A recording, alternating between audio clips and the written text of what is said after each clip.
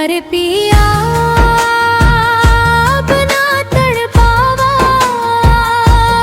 मनवा तोहे ही निहारे। आजा रे पिया दिलवा बुलावेला तोहरे बिना सांस भी रुक रुक जाला। चूड़ी खन के पायल गुनगुनावे रात भर तोहार सपना सतावे।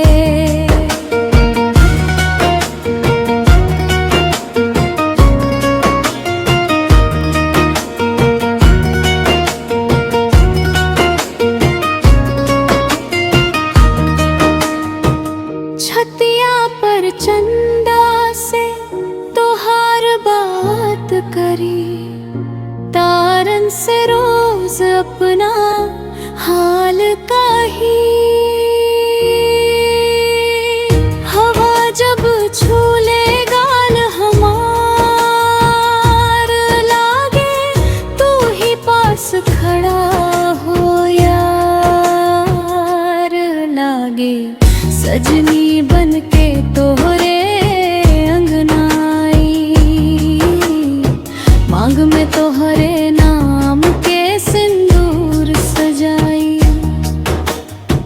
दिल की डोरी तोहरे हाथ में बा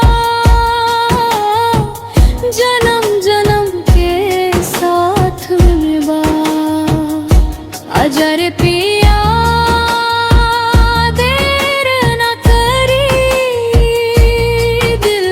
बात अब समझला।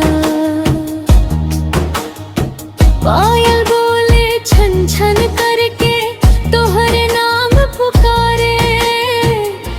आजा रे पिया